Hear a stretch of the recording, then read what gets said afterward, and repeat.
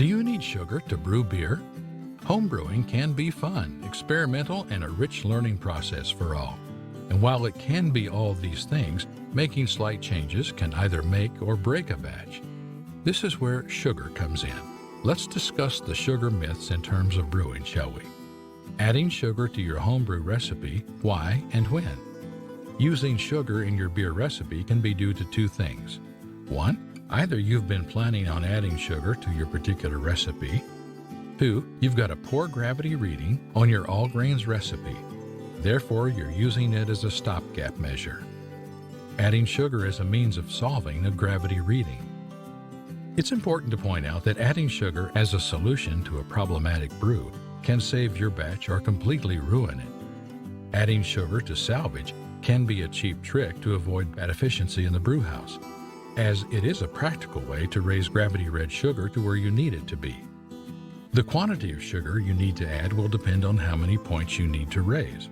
Usually, a 10-point rise is expected from every pound of corn sugar. In alcohol percentage, that translates to 1% in alcohol per 5-gallon batch. When to add sugar to your beer? Adding sugar is safe during any step of the process. However, if you add in your sugar late, this can turn out very beneficial.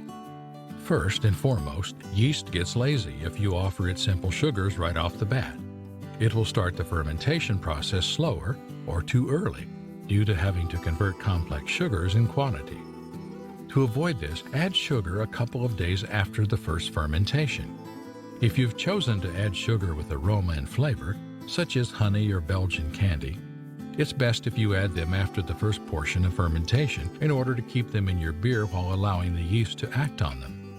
The best way to start testing out sugars is to divide beer into separate fermenters and adding different sugar quantities and types.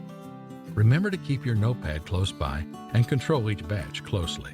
If this turns out to be successful, you'll not only have a delicious beer to drink, but also gain perspective and an understanding of how each sugar acts in your beer.